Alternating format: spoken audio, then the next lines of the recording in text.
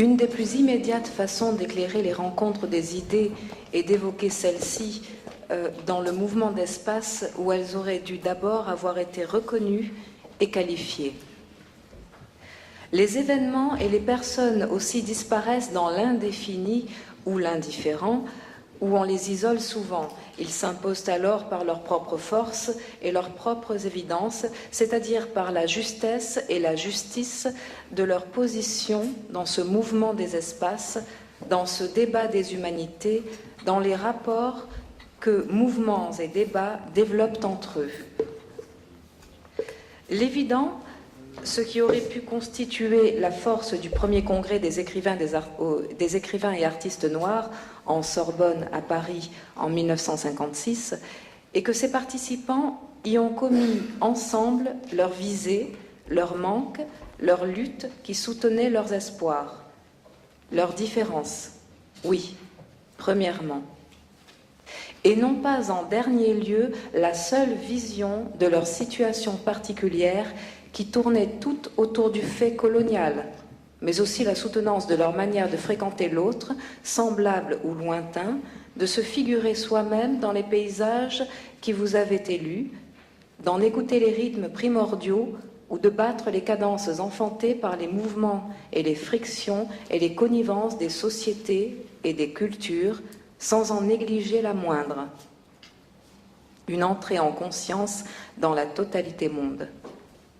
Dès leur première jeunesse, deux de ces participants, Léopold Sédar Senghor et Aimé Césaire, l'Afrique des origines et l'Afrique de la diaspora, s'étaient trouvés au même lieu d'études et de savoir, et dès 1938, ils avaient l'un et l'autre, par des poétiques si différentes, souligné l'élan de la négritude.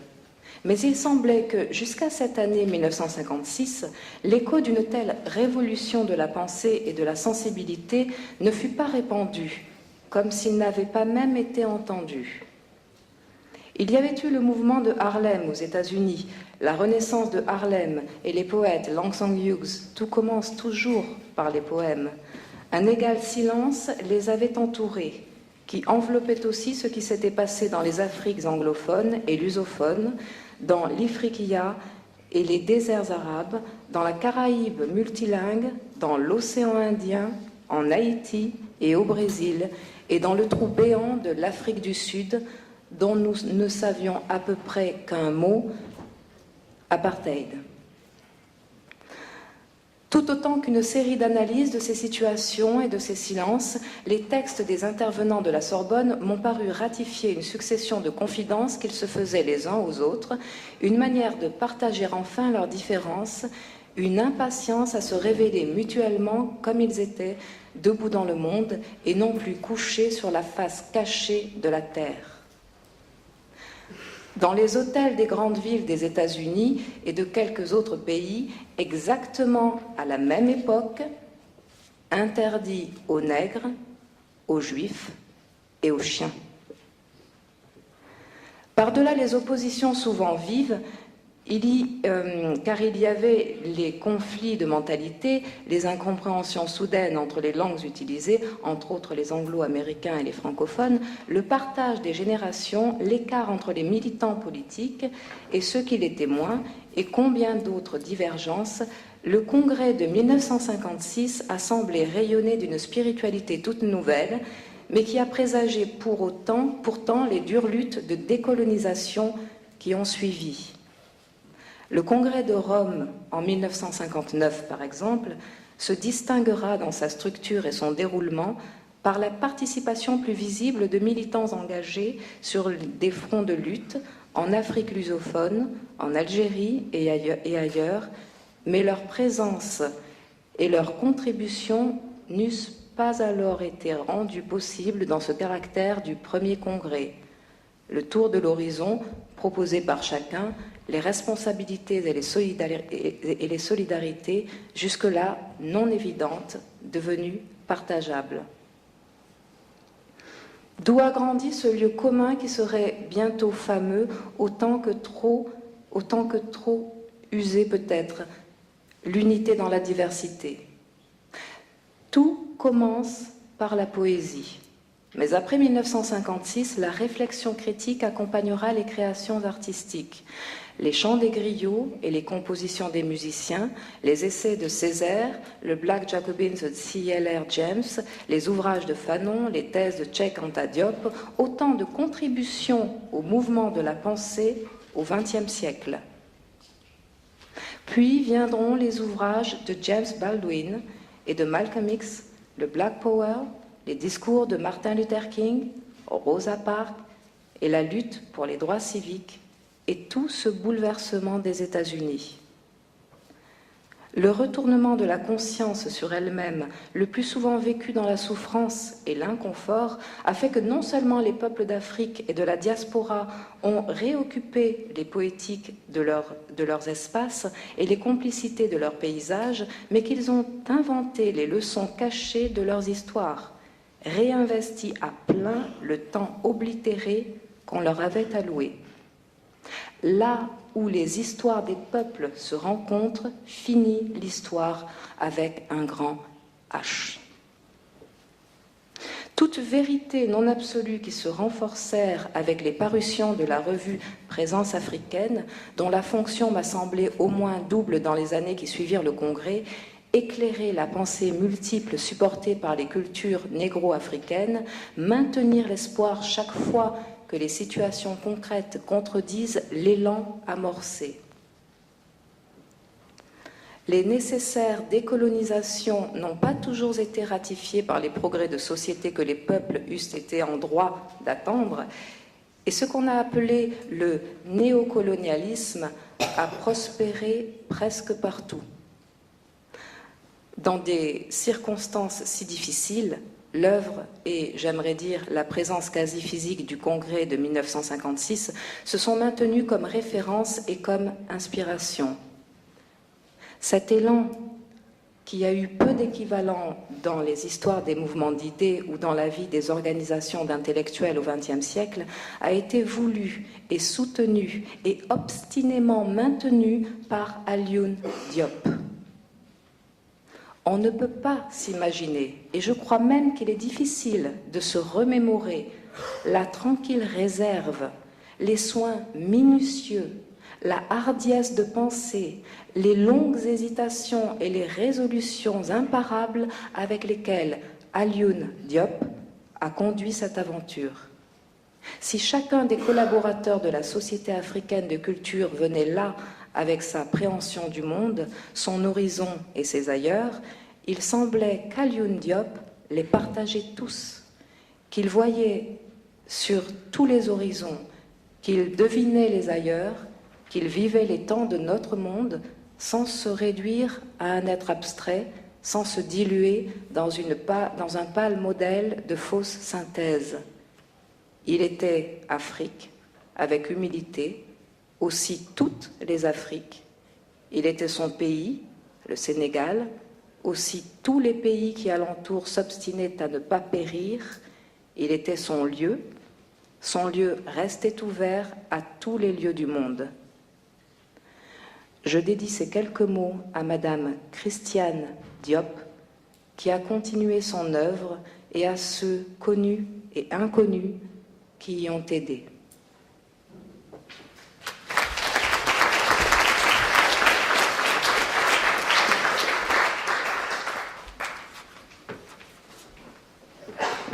Ce qu'il y a de bien avec les grands écrivains, c'est qu'ils nous font toujours l'économie de tenir des discours qui sont presque toujours des discours absolument inverses de la grandeur de leurs propos. Et le texte de Glissant me permet de faire l'économie justement de mon introduction à moi, puisque j'y retrouve les trois grandes expressions que j'avais notées: l'unité, la diversité, la référence et l'intégration, et d'une certaine façon la question de la synthèse. Et c'est bien autour de ces trois grandes notions que je voudrais interroger les participants à cette table ronde. D'abord sur l'importance du Congrès de 1956, qui a été le lieu d'une unicité et d'une diversité. L'unité du monde noir et la diversité du monde noir. L'unité du monde noir, parce qu'il y avait une préoccupation commune dans des histoires qui étaient des histoires communes, malgré les Américains, bien sûr, et la diversité, justement, du monde noir, puisque diversité linguistique et diversité d'origine, les Noirs se retrouvaient et ne savaient pas quoi dire d'autre que de constater qu'ils étaient là. Quel est le sentiment que chacun d'entre vous éprouve face à cette notion de l'unité du monde noir et à cette notion de la diversité du monde noir? Par qui je commence? Allez, je vais commencer sans doute par Patrick. Oui, s'il te plaît. Oui. Pour moi, c'est assez particulier. Ce congrès... ce que je n'ai gardé au moment où j'ai commencé à essayer de penser la situation qui était la mienne, la situation de Martiniquais, avec toute la crise existentielle que je vivais à l'âge de 15-16 ans et que je commençais à découvrir la poésie. Je me suis plongé très rapidement et c'était un peu ma Bible pendant de longues années, une fameuse anthologie de la littérature négro-africaine. Et derrière cette anthologie de la littérature négro-africaine, il y avait cette photo mythique que j'ai regardée bien des fois, qui m'a beaucoup fait rêver parce que c'était pour moi le lieu de départ de deux choses essentielles qui allaient beaucoup m'aider au moment de ce que j'appellerais ma négritude. D'abord, le déclenchement du cri poétique, la mise en valeur d'un cri poétique qui exprimait la problématique nègre. L'autre élément, c'est que ce congrès, c'était aussi l'éruption ou la présence de la totalité monde. J'avais le sentiment que il y avait un monde, on l'a beaucoup dit, un monde noir qui existait. Donc notre problématique de Martiniquais était quelque chose qui s'articulait sur l'Afrique, sur les Amériques, pratiquement sur la totalité du monde. Il y avait une extension assez extraordinaire qui était donnée par cela. L'autre élément aussi, c'est que ce congrès était d'autant plus mythique qu'il avait très largement activé et réactivé la parole primordiale, qui est la parole poétique, qui est la parole fondatrice des nouvelles consciences et des fondations. Donc c'était pour moi le point de départ. Et c'était aussi, une fois que l'on a vraiment navigué dans l'espace poétique, venait ce que Glissant appelait la nécessité de passer du cri à la parole, donc ce désir d'analyse, de pensée, de réflexion, je dirais, d'exploration de la complexité des choses. Et il me semble que tout cela provient de cette photo. Pour moi, le congrès, c'est surtout cette photo qui est absolument étonnante. Et toute la parole qui allait nous abreuver, toutes ces analyses, tous ces essais, et encore plus ce qui allait culminer dans tout le travail de Glissant, pour moi, ça provenait directement de ce moment. Donc, ça a toujours été pour moi quelque chose de mythologique.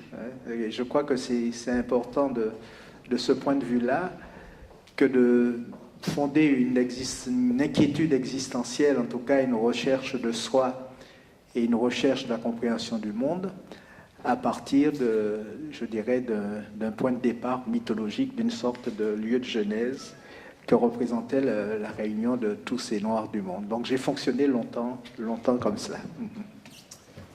Merci Patrick. Je vais passer la parole à Françoise Vergès. S'il te plaît, Françoise. Merci. Merci. Alors déjà, merci à Sylvie Glissant et à Loïc Serry de m'avoir invité, d'autant plus que je ne suis pas une spécialiste de la poésie, mon travail n'est pas là. Donc évidemment, mon intervention sera un tout petit peu décalée peut-être par rapport à celle de mes collègues. Moi, une chose que j'avais retenue, parce que en fait, j'approche cette photo, là, elle est dans ma bibliothèque à côté d'une photo de Bandung, d'une Bandung politique. Et c'est pour moi qui me situe dans la question sur le terrain de qu'est-ce que ça signifie la décolonisation du monde, de décoloniser le monde. Ces deux événements, évidemment, constituent des glissements sur les cartes, c'est-à-dire il y a quelque chose qui s'opère et on passe à autre chose et une nouvelle cartographie émerge. Mais donc une expression dans le discours d'introduction d'Alioune Diop, c'est l'expression de présence au monde. Et je trouve ça extrêmement important, comment on parle, comment on affirme, qu'est-ce que ça signifie, cette présence au monde. Et donc pour lui, cet événement, le renouveau était marqué par Bandung, le Bandung politique, et le second, c'était celui qu'il avait organisé. Mais c'est justement ces glissements, pour moi, c'est ce qui font émerger des cartographies de l'imprévisible dans le moment même où ces événements se déroulent, et aussi dans les traces et les échos qu'ils dégagent au fur et à mesure et dont on se saisit plus tard. Aujourd'hui, on va parler de 1956, même si on reprend les mots de ces personnes, on en parle avec nos questions aujourd'hui. Les choses ont énormément changé, le monde a énormément changé, donc même la manière dont on parle, et c'est aussi donc dans cet écho de ces événements que je trouve qu'il y a aussi là donc à la fois ce que ces événements dessinent par l'histoire, le récit qu'on s'en fait, par les rencontres aussi qui se sont faites au moment où elles se sont déroulées, rencontres dont nous avons des traces, mais dont certainement il y a toute une dimension que nous ignorons. Les rencontres, je ne sais pas, moi, ils allaient dîner le soir ensemble, il y a peut-être eu des affaires, des choses comme ça, et donc des souvenirs qu'eux, ils ont. Et donc tous ces niveaux-là me semblent extrêmement intéressants. Donc pour moi, c'est une chose. Et puis il y avait aussi dans son discours, et si tu permets, nous avons ensuite, disait-il, nous autres du monde non européen, à susciter avec tous de nouvelles valeurs, à explorer de nouveaux univers nés de la rencontre des peuples. Et cette notion de rencontre est évidemment de nouveau pour moi centrale. Bon, alors on le voit, je veux dire, c'est extrêmement présent évidemment dans l'œuvre d'Édouard Glissant, mais c'est pour moi évidemment au cœur de ce qu'on appelle justement l'imprévisible et l'inattendu. Il ne veut pas... toute rencontre produit de l'imprévisible et de l'inattendu. C'est impossible autrement. Il y a toujours quelque chose qui échappe justement au cadre imposé. Et c'est d'ailleurs une expérience quotidienne, cette expérience de l'inattendu, et qui pour autant apparaît très très rarement dans les analyses que l'on fait des événements. On dit il y a l'inattendu, mais on ne sait pas cette expérience. Et donc, pour moi, c'est aussi le congrès de 56 qu'il signale, c'est aussi ce qu'on commence un peu plus à étudier, c'est-à-dire les circulations qu'on pourrait dire sud-sud, qui échappent à l'axe nord-sud, à cette logique, et qui échappent aussi où l'Occident et le reste, où la métropole et la colonie, et qui sont extrêmement importantes à faire voir, c'est-à-dire qu'elles échappent, tout ne passe pas par Paris, par Londres ou par New York, ça passe aussi de manière, et justement à propos de Césaire, il y a, comme l'UNESCO, le représentant de l'UNESCO le signalait, l'UNESCO célèbre Tagore, Neruda, Césaire, et il y avait une rencontre en Inde l'an dernier à laquelle j'ai participé, où on parlait donc ces circulations, comment Tagore converse avec Césaire, qui converse avec Neruda, etc., et ces circulations, ou comment Saint John Perse, Glissant, Césaire vont converser aussi avec Tagore ou avec d'autres. C'est pour moi aussi cette chose extrêmement importante. Et comment tout ça dessine vraiment de nouvelles cartographies. C'est ça moi qui m'intéresse là-dedans. Et quand on parle, par exemple, qu'il y avait des différences, je ne trouve pas ça je trouve ça évidemment tout à fait normal et peu étonnant. Et je pense que la question n'est pas tellement de chercher de l'unité, mais de reconnaître qu'il y a des mémoires fragmentées et des histoires croisées. Et que là, il ne faut pas essayer, voilà, c'est ainsi, mais justement c'est le croisement qui est important, plutôt que l'unité. Une dernière petite chose, puisque il y a toujours une part de biographie dans ce qu'on fait. Pour moi, évidemment, j'ai regardé ça de là d'où je viens, c'est-à-dire du monde de l'océan Indien.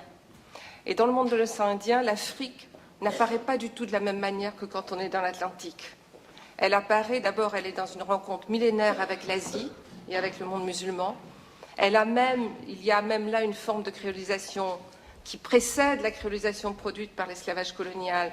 C'est ce qu'on appelle la civilisation swahili, de cette rencontre entre les Arabes descendus du Golfe Persique ou du nord de l'Inde et la rencontre avec les Africains qui vivent là, et qui fait un arc qui va des Comores jusque là.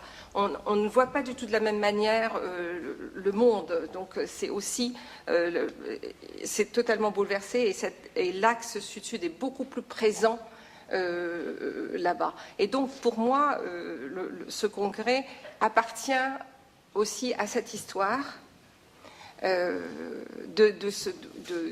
du monde africain, de cette présence au monde dont parlait Alioune Diop, et qui est une présence au monde qui est en conversation avec d'autres présences au monde qui sont non européennes. C'est tout. Merci Françoise. Je passe la parole tout de suite à Nimrod. Merci. Cette conférence de 56, ce congrès, curieusement, je l'ai connu enfant. Je l'ai connu enfant, et pourtant je n'étais pas encore né, parce que en classe de 4e, en 1974, c'est pour la première fois que j'ai un prof de français qui soit un Africain, et en l'occurrence un Tchadien. Il vient, il est très très malin, il dit « Je veux vous parler des littératures négro-africaines ». On se regarde, on dit « C'est quoi ce machin ?» Jusque-là, c'était Victor Hugo, machin, c'était des Français qui nous enseignaient. Et vraiment, c'était un homme très très malin, et ça je l'ai compris plus tard. Et quel texte il nous donne? Les textes de Guy Tyrolien. Oh Seigneur, je ne veux pas aller à leur école. Là, leur école de Benioui, c'est pour le Niger. Et voilà ces ados enflammés. Et c'est ça, essentiellement, on se demande plus tard, quand on fait sa chronologie, sa généalogie, comment on devient poète. C'est comme ça qu'on devient poète, c'est-à-dire le primat de l'émotion. Et là, cette émotion comme ça, parce qu'après tout, que ce soit Bandouk en 55 ou bien ce congrès en 56, nous sommes dans des moments vraiment politiques.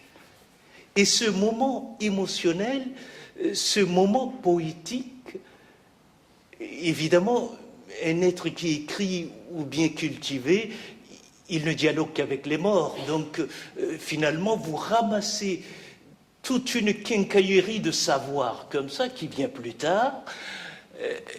Et ce qui l'a rendu possible, ce ne sont pas les idées, et c'est pour ça que même philosophe de formation, je me méfie toujours des idées. Les idées masquent les choses parce qu'elles sont impétueuses, elles vont très très vite, et elles laissent l'émotion comme ça, et c'est pour ça que souvent les gens croient que les essayistes sont plus grands que les gens qui font de la fiction. Je crois plutôt le contraire, mais je crois que c'est notre formation et notre vieux Socrate dans notre cœur, les idées, l'essence et tout.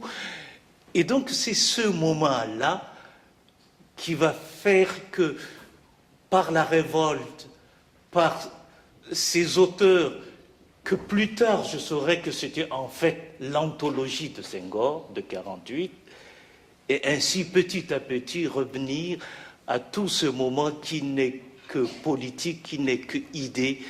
Et c'est comme ça que on découvre les choses quand on est petit Tchadien, par l'école, par les choses, par la vie, par les livres, et que Senghor, Césaire deviennent des gens vraiment essentiels à votre formation, à votre existence.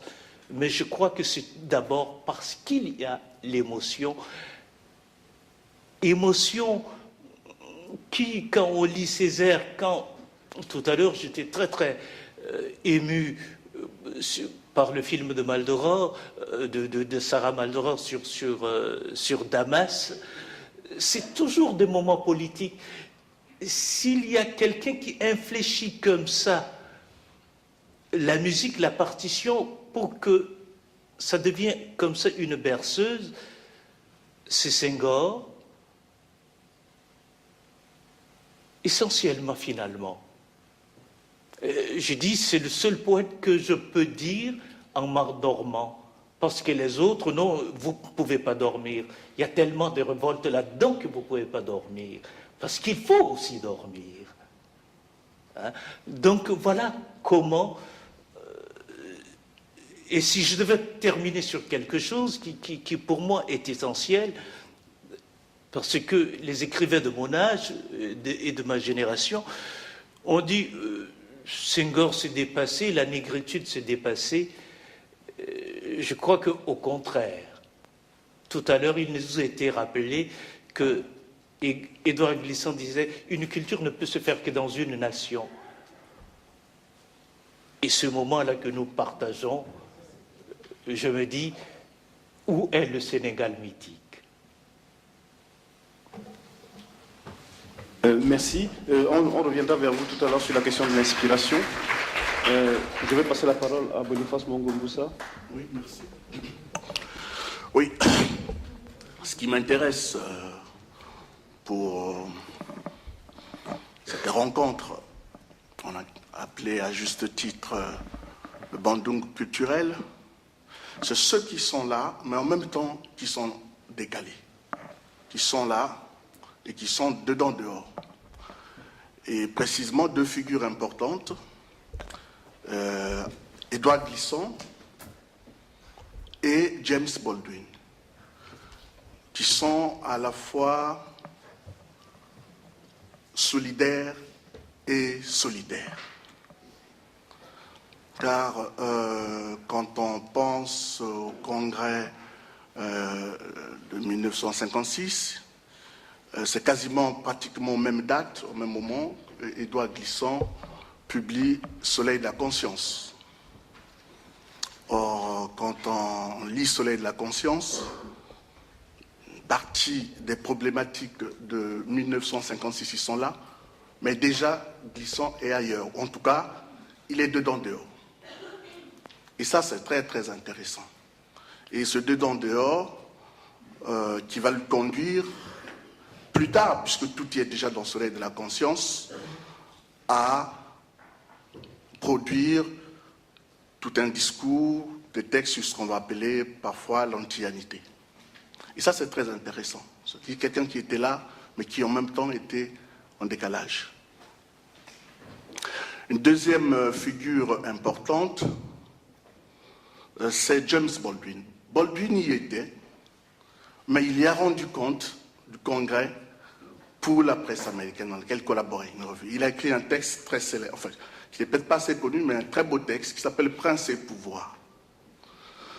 Et dans ce texte, justement, il est content, il est heureux, il salue cet événement, mais en même temps, on sent déjà la prise de distance de quelqu'un qui veut être noir américain. Et notamment, il a une belle réflexion sur la colonisation, une réflexion qui renvoie un peu à ce que disait déjà au texte mémorable de Foucault sur Hegel, où il disait que l'on soit hegelien ou anti-hegelien, on est dans Hegel, ou avec Hegel.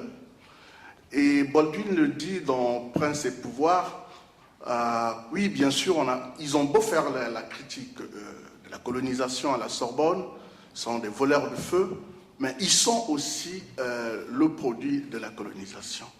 Et en fin de compte, cette réflexion, c'est par rapport à lui-même. C'est par rapport à lui-même, parce qu'il est à Paris à cette période-là. N'oublions pas que c'est un moment où il y a déjà la guerre d'Algérie. Il vit tous ces événements.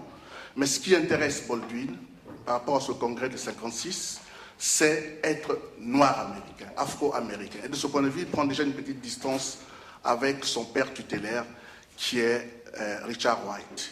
Et ce texte, Prince et pouvoir, pour moi, est fondateur de la littérature,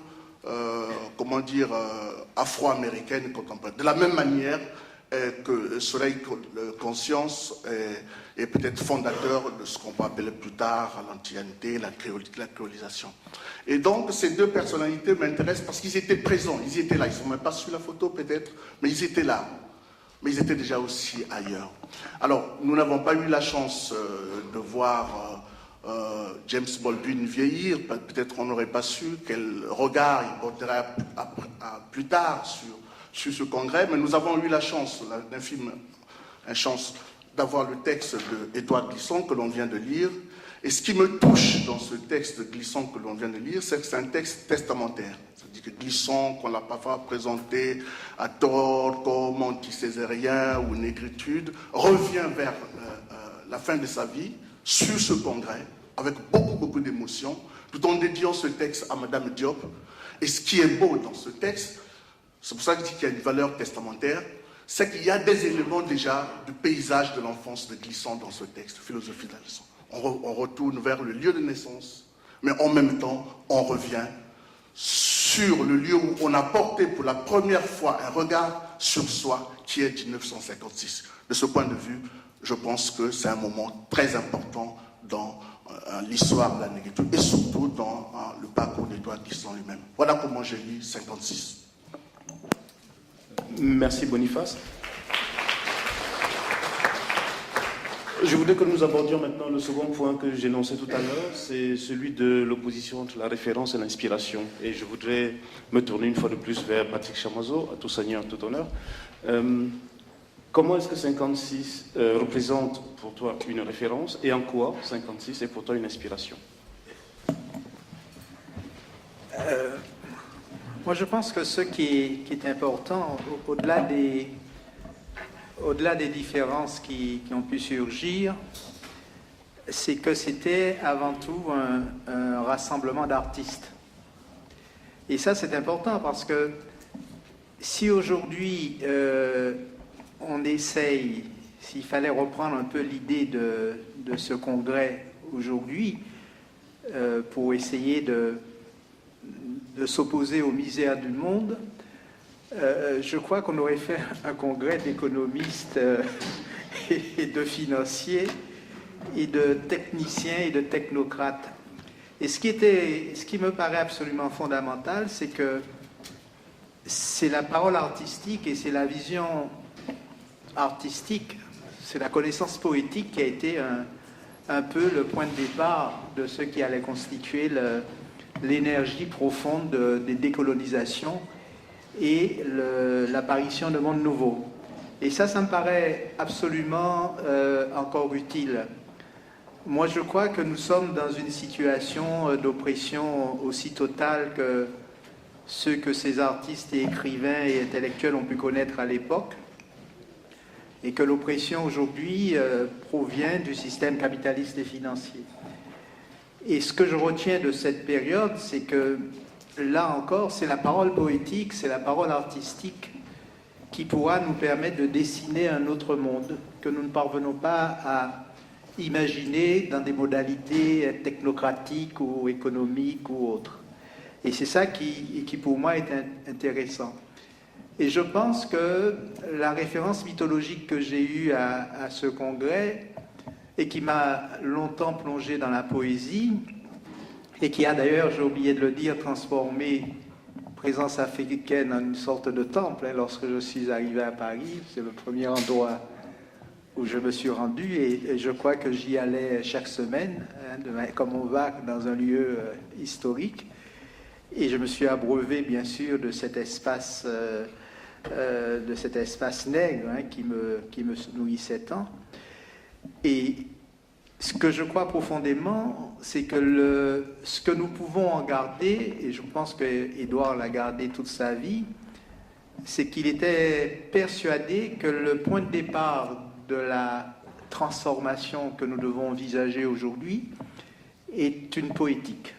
Et que c'est une poétique, et peut-être là aussi ce congrès qui était aussi un lieu de rassemblement entre des artistes, des poètes et des intellectuels, c'est à la fois une poétique et c'est aussi l'exigence d'une autre pensée. Mais pour Glissant, et ça a toujours été ce qui m'a frappé chez lui et que j'ai conservé et qui vient à mon avis directement de ce congrès, la pensée est d'abord poétique, la plus fondamentale, la plus radicale, la plus transformatrice, la plus porteuse de futur, et celle qui est poétique, c'est-à-dire qui est chargée de tremblements, c'est-à-dire qui reste disponible pour l'inconnu, pour l'invisible, pour l'impensable, et qui nous aide à reconsidérer tous ces impossibles et tous ces murs qui sont autour de nous et toutes ces conceptions qui aujourd'hui nous empêchent de penser une alternative globale au capitalisme financier. Donc voilà, c'est en cela que ça m'inspire, et d'une certaine manière, l'écho mythologique et l'écho artistique et la poétique de ce rassemblement et toute la poésie qui émane de cette photo, qui est absolument incroyable quand on sait le contexte mondial et le contexte de l'époque. On peut passer des heures à regarder tous ceux qui étaient là. Ce contexte-là me paraît absolument important. Donc il nous faut aujourd'hui encore comprendre que la pensée est d'abord poétique, que la poétique est une pensée, et que c'est elle qui nous aidera à penser l'autre monde, le monde nouveau dont nous avons besoin. Merci. Alors, si le congrès était un lieu de création pour la poésie, c'était peut-être également un lieu de création pour l'histoire. Alors donc, je vais me tourner vers l'historienne. En quoi est-ce que ce congrès est à la fois pour l'historienne une référence et une inspiration? D'abord, je voudrais pouvoir penser qu'il serait possible de le faire aujourd'hui à la Sorbonne. Et la question, c'est que j'en doute.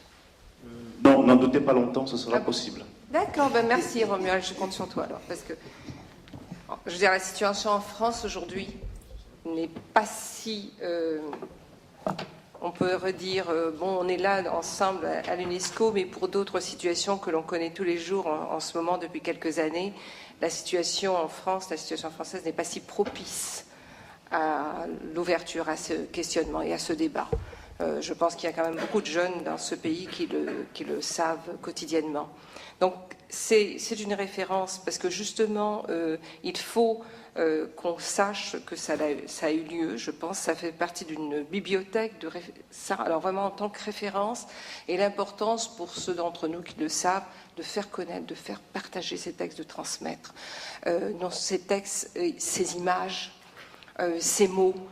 Parce que beaucoup de jeunes dans ce pays et ailleurs manquent de ces mots et de ces vocabulaires pour pouvoir justement sortir d'une impression d'écrasement de choses qui les écrasent. Donc ça, je pense que ça devenir une référence au sens vraiment d'une bibliothèque, mais d'en faire vraiment une bibliothèque mobile qui circulerait dans ce pays et dans d'autres, où on pourrait aller voir. Ça, je pense. La question de l'inspiration, et là, évidemment, ce que Patrick Chamoiseau disait, et il le disait certainement encore mieux que moi, je pense qu'on est confronté à des nouvelles formes de prédation, d'une incroyable violence, des nouvelles formes d'esclavage et de servitude incroyablement violentes. Et alors l'inspiration, c'est pour moi montrer que ces personnes, d'avoir justement, de se dire, d'avoir le courage moral et politique nous allons nous réunir et nous allons penser. La question qu'il faut parler, penser, se réunir.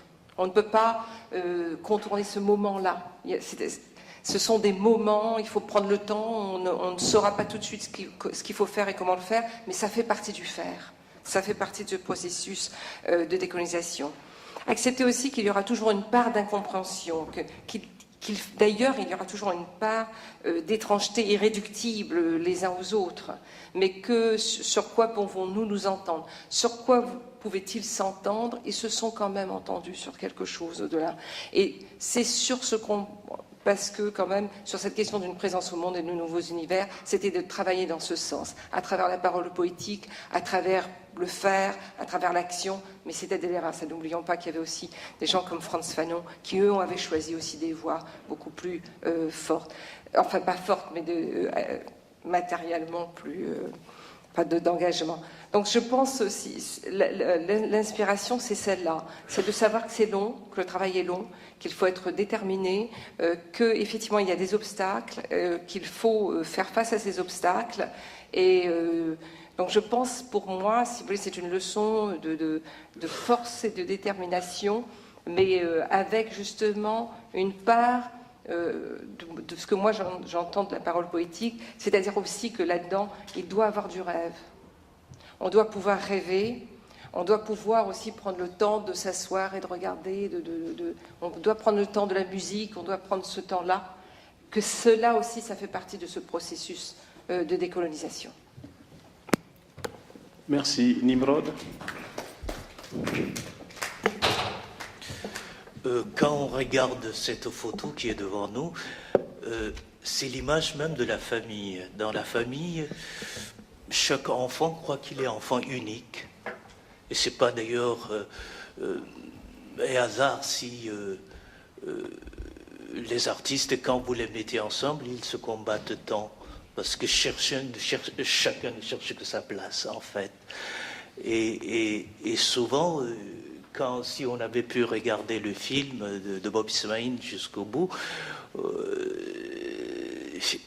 l'homme qui est ouvertement attaqué un peu partout, je crois que c'est Senghor. Et pourtant, sans lui, ce congrès, c'était très très difficile à faire parce que c'était une grande personnalité française, je veux dire, dans l'appareil politique français. Et c'est lui qui négocie finement, et c'est ce que dit Césaire, on était bouillant, mais c'est lui qui nous calme, comme d'habitude. Et donc, si tout à l'heure je faisais allusion à ce prof qui nous a menés comme ça, tous ces Africains ou tous ces Noirs, avec tous les guillemets possibles et imaginables, pour nous enrichir. Et c'est comme ça qu'on s'enrichit dans une famille, en s'opposant, en voulant être unique, tout en étant ensemble. Et c'est ça l'inspiration primordiale pour moi. C'est l'inspiration de la vie, tout simplement. Si vous voulez être original à tout prix, vous vous perdrez. Mais si vous voulez ressembler aussi aux autres à tout prix, vous vous perdrez aussi. Et il s'agit de négocier cette dialectique-là. Merci. Boniface. Oui, merci. Le premier congrès s'appelle le premier congrès des écrivains et artistes noirs. Moi, ce qui m'interpelle quand j'observe cette photo, je la regarde, c'est que, en faisant le bilan, je me rends compte qu'il y a eu un chaînon manquant. La dimension artistique ou le discours sur l'art a été, me semble-t-il, un chaînon manquant à l'heure du bilan. Quand on pense que la plupart de ces écrivains, Senghor, Césaire, ont fréquenté Picasso, et quand on sait ce que c'est que l'histoire de l'art nègre au XXe siècle en matière d'inspiration, on a fréquenté des gens comme Léris, qui n'est pas que poète, qui est dans l'histoire du discours sur l'art nègre est très important. Quand on sait que ce congrès entre cette maison a inspiré un très beau film d'Alain Relais, qui est Les statues meurent aussi, je me dis à l'heure du bilan, où est l'art? Et où est le discours sur l'art? Merci.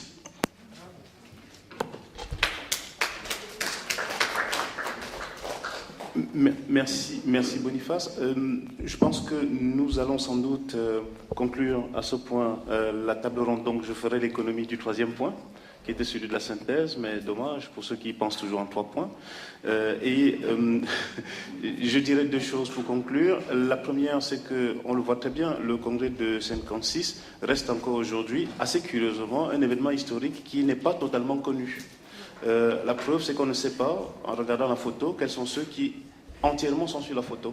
Vous pouvez déterminer ceux qui sont sur la photo, il y aura toujours des absents.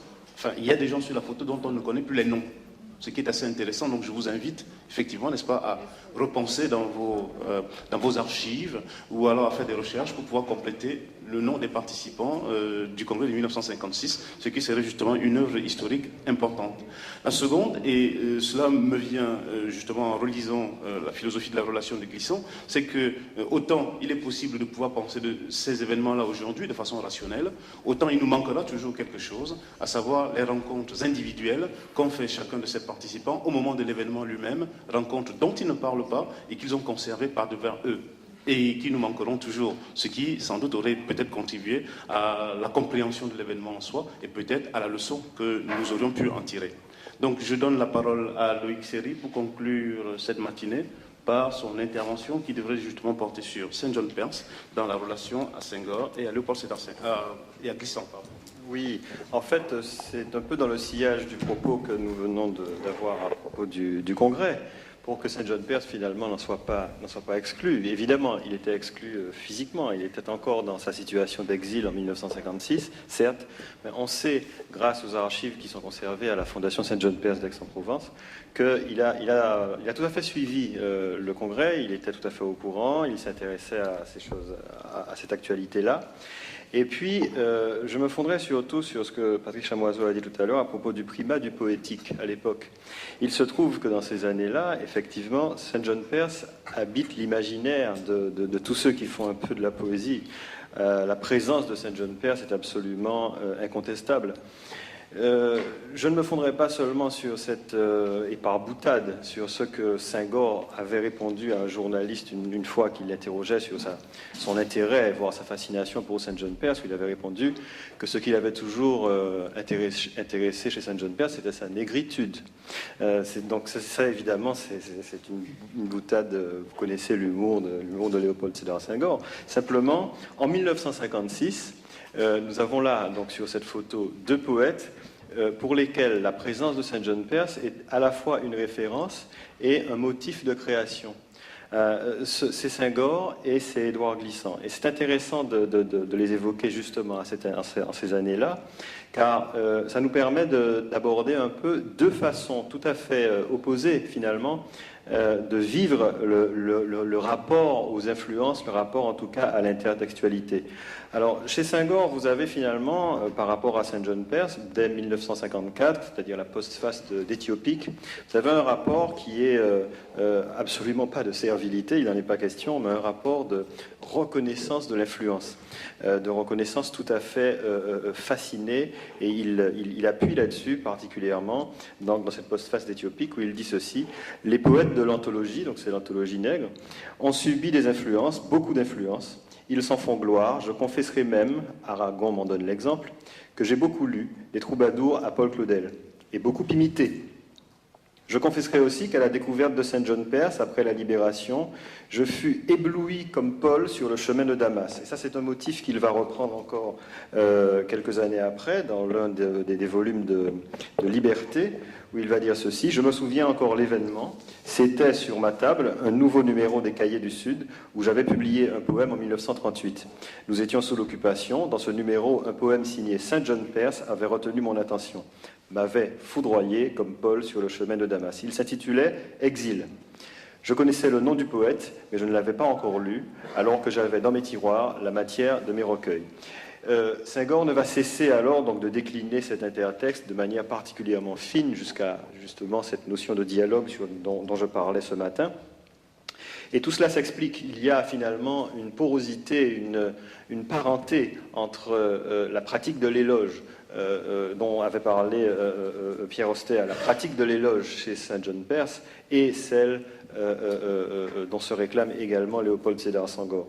Ce royaume du pays d'enfance dont ils ont tous les deux parlé fonde finalement cette fascination ouverte sur le monde.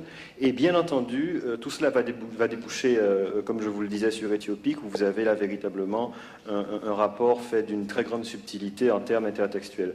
Pour Édouard Glissant, c'est tout à fait autre chose. En 1956, comme on l'a évoqué tout à l'heure, c'est Soleil de la conscience, donc c'est finalement les soubassements posés d'une conscience qui s'éveille à l'engagement, qui s'éveille à elle-même, en termes aussi poétiques, mais c'est également la publication du poème Les Indes.